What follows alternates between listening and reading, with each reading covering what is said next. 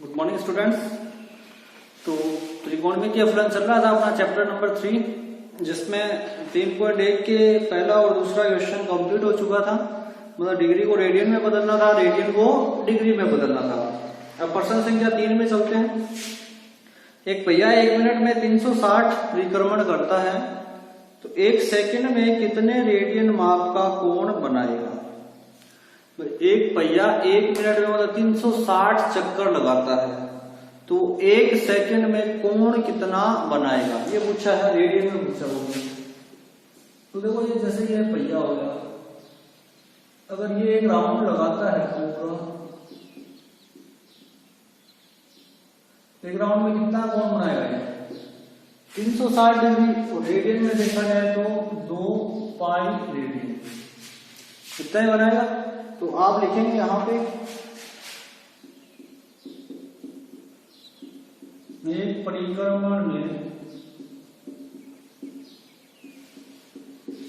पहिए द्वारा बनाया गया कोण बराबर 2 पाई रेडियन, या 360 डिग्री लिख सकते हो, लेकिन रेडियन में पूछा तो रेडियन में लिख लो। तो यहाँ पे चक्कर कितने लगाए, 360 परिक्रमण लगाए, तो 360 परिक्रमण में बनाया गया कोण होगा 360 गुणा 2 पाई, ये हो गया। अब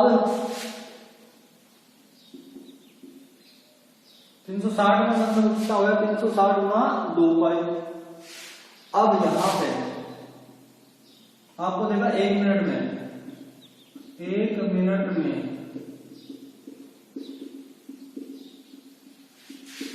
पहिए द्वारा बनाया गया कोण बराबर 360 गुणा 2 पाई।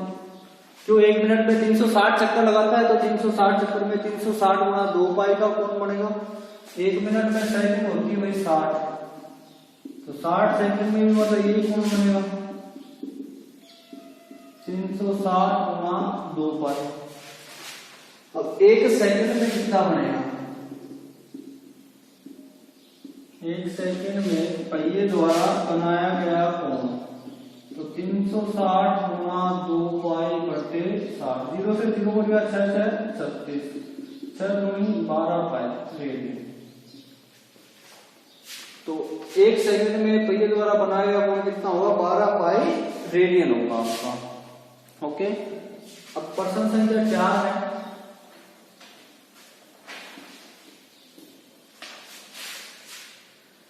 एक वर्ग जिसकी त्रिज्या 100 सेंटीमीटर है, ये वर्ग हो गया, इसकी त्रिज्या कितनी है भाई 100 सेंटीमीटर, आर है 100 सेंटीमीटर की 22 सेंटीमीटर लंबाई की चाप द्वारा वर्ग के केंद्र पर कितने डिग्री माप का कोण बनाएगी। चाप की लंबाई है भाई 22 सेंटीमीटर, ये 22 सेंटीमीटर हो गया चाप की लंबाई, ये केंद्र पे कितने डिग्री का कोण बनाएगी। एल आपके पास में है 22 सेंटीमीटर, थीटा आपको कहना है 11, ठीक है। और पाई का मान 22/7 का प्रयोग करना आपको। तो थीटा बराबर क्या होता है, एल अपॉन आर, एल कितना है 22, आर यहाँ पे हो गया 100।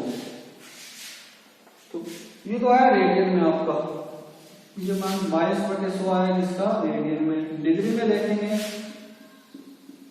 तो 22/100 गुणा में 180/पाई, तो डिग्री में बदलने के लिए 180 अपॉन पाई से गुणा करेंगे, तो 22/100 गुणा में 180, पाई का मान है 22/7, 22 से 22 कट गया, 0 से 0 कट गया, 2 5 10, 2 में 18, 9 7 63 अपॉन 5 डिग्री, क्या है 63 अपॉन 5 डिग्री आपका आंसर आ गया डिग्री में। तो अगर रेडियन में पूछता तो यहाँ पे रेडियन में अपॉन 22 अपॉन 100 तक आपको पढ़ना था।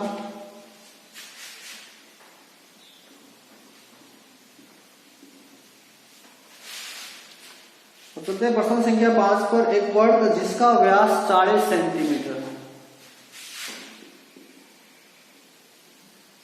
इसका व्यास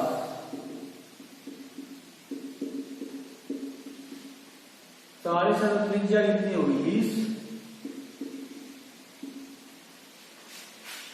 त्रिज्या यहाँ पर होगी 20 सेंटीमीटर। एक जीवा जिसकी लंबाई 20 सेंटीमीटर है, तो इसके संगत छोटे चाप की लंबाई ज्ञात कीजिए। जीवा की लंबाई कितनी है भाई 20 सेंटीमीटर। तो मैं ये 20 सेंटीमीटर जीवा की लंबाई होगी, ये त्रिज्या 20, ये भी त्रिज्या 20। तो जीवा की लंबाई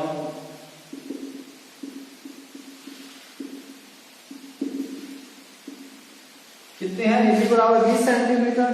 तो इसके संगत छोटे चाप की लंबाई ज्ञात कीजिए। तो छोटे चाप की लंबाई आपको L ज्ञात करनी है, ठीक है। तो चाप की लंबाई L आपको ज्ञात करनी है। तो देखिए सबसे पहले कोण पता होना चाहिए, कोण कितना होगा, तीनों भुजाएं बराबर है, AO बराबर BO बराबर AB। तो जो कोण होगा वो होगा 60 डिग्री। 60 डिग्री का मतलब हो गया पाई बटे 3। क्यों, समबाहु त्रिभुज हो गया, समबाहु त्रिभुज का प्रत्येक कोण कितना होता है 60 डिग्री। तो कोण आ गया आपके पास, त्रिज्या दे रखी है, तो चाप की लंबाई निकाल सकते हो। थीटा बराबर कितना होता है L अपॉन R, यानी L equals to R into theta. L आ जाएगा यहाँ पे, R कितना है 20 और थीटा कितना है पाई बाई 3। तो 20 पाई बटे 3 सेंटीमीटर, ये आपकी आ जाएगी यहाँ पे चाप की लंबाई। तो ये प्रश्न संख्या आपका 5 था।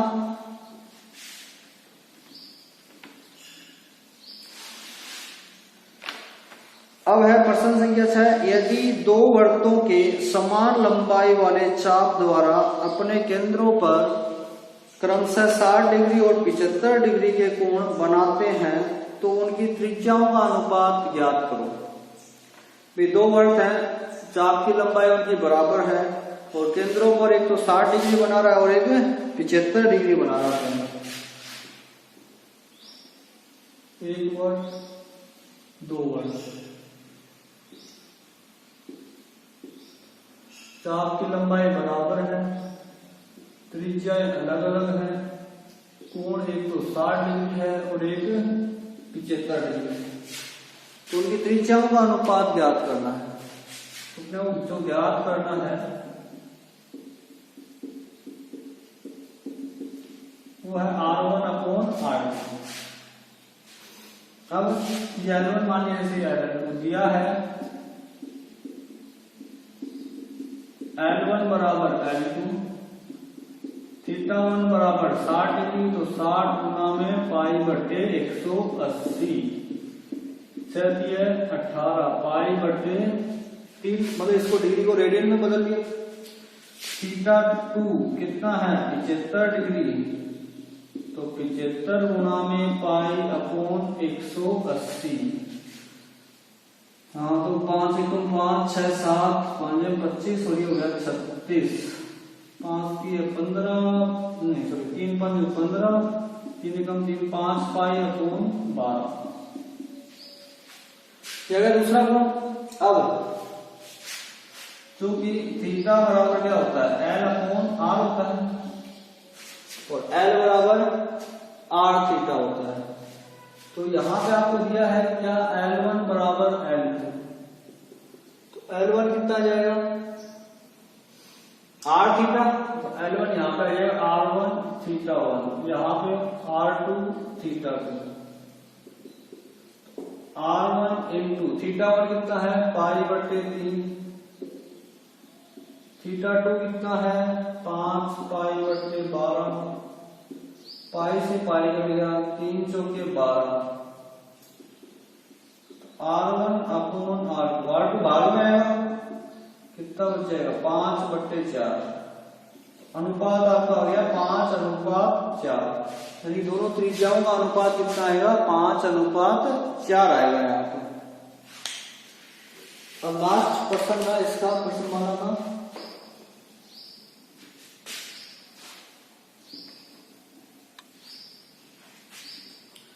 लास्ट है 75 सेंटीमीटर लंबाई वाले एक दोलायमान दोलक का एक सिरे से दूसरे सिरे तक दोलन करने से जो कोण बनता है उसका माप रेडियन में ज्ञात कीजिए, जबकि उसके नोक द्वारा बनाए गए चाप की लंबाई निम्नलिखित है। यानी 75 सेंटीमीटर दोलायमान दोलक, जैसे कहने का मतलब ये एक बिंदु है, ठीक है, इससे मतलब कोई भी जैसे घंटाघर में देखा हुआ ये ऐसे यहाँ गया फिर वापस यहाँ, फिर वापस यहाँ, फिर यहाँ वापस यहाँ, वापस यहाँ, ठीक ऐसे चलता रहता है। ये होता है दोलक।